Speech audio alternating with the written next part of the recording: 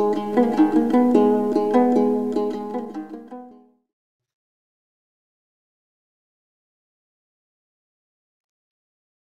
достор.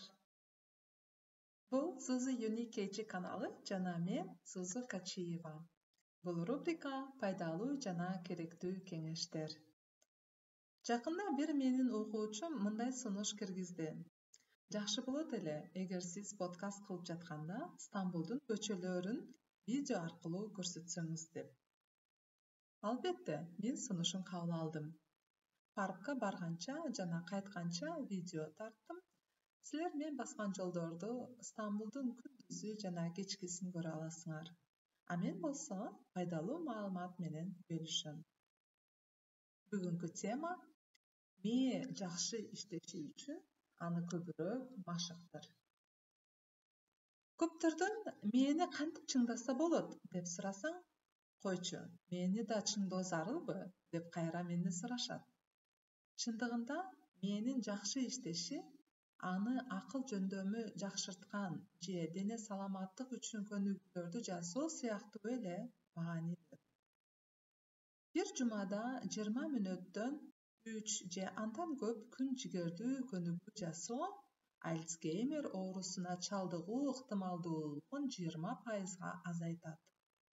Альцгеймер оору бул адам акыл эстен тайган кез. Ал тургай көнүгүүгө андан да азыраак убакыт бөлүү менен жакшы иштешине чоң салым кошо алабыз. Аябай оор иш күнүнөн кийин мээ аябай чыңалып же кайнап чыгат. Бул силерге тааныш эле болуш керек. Анткени ал чын эле кайнайт. Дене сак, сергек болуш үчүн кортизол деген стресс гормону аябай көп бөлүнүп чыга баштайт. Кандагы канттын деңгээли жана кан басымы түшүп кетпеши үчүн аларды бир калыпта кармап турат. Бул силерди ар кандай коркунучтардан коргойт. Кыскача айтканда, анын максаты өмүргө коркунуч туудурган жагдайлар менен күрөшкөнгө жардам берүү. Кайсы бир документти күндүн аягына чейин бүтүрүү зарыл болсо, өмүргө чоң коркунуч туудурбашы деле мүмкүн. Бирок тилекке каршы мээге буну түшүндүрө албайсың.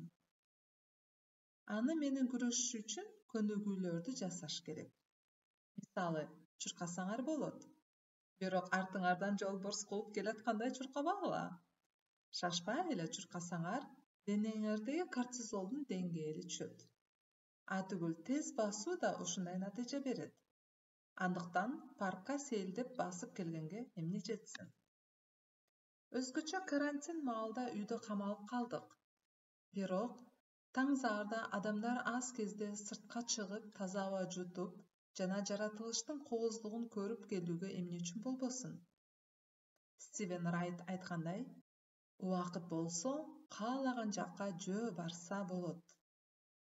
Ошондуктан дароо эле унааны же шаардык транспортту колдонгондон качкыла. Себеби жөө басуу алда канча пайдалуу. Көптөр акыл жөндөмдү окуу, изилдөө, талкуулоо же чет тилин үйрөнүү сыяктуу көнүгүүлөр жакшыртат дешет. Ооба, бул чындык. Ошондуктан көп китеп окуган жакшы. Алар стрессти да азайтат.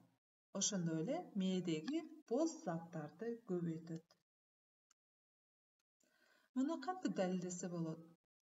Өзүңүздү таанып билүү жөндөмүн, деңгээлдин жогорулашы, билимдүү болушуң көптөгөн факторлордон көз каранды. Мисалы, 2 эгиздерди эксперимент кылсак.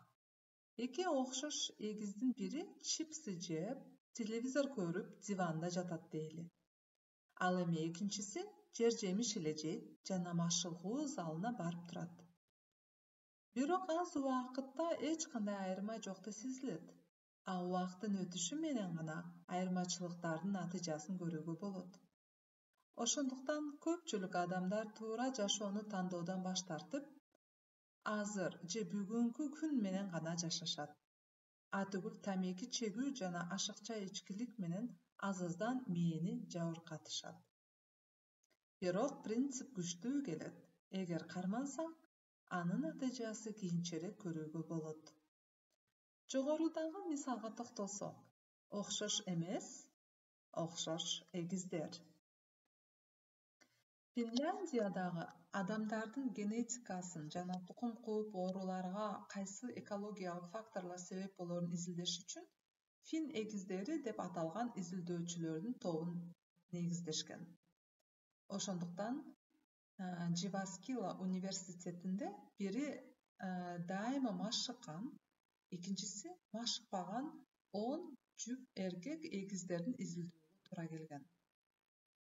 Алар эгиздердин денеси эле эмес, акыл жөндөмү да айырмаланганын байкашкан. Алардын мээсин сканер кылганда, дайыма машыккандардын мээсинде өзгөчө дененин кыймылга келтирүү жана координациялоого жооп берген тарабында, машыкпагандардын мээсине салыштырмалуу бул заттар көп экенин байкашкан. Кызыктуусу, алардын бири машыгып, экинчиси машыкпай баштаганына 3 эле жыл болгон.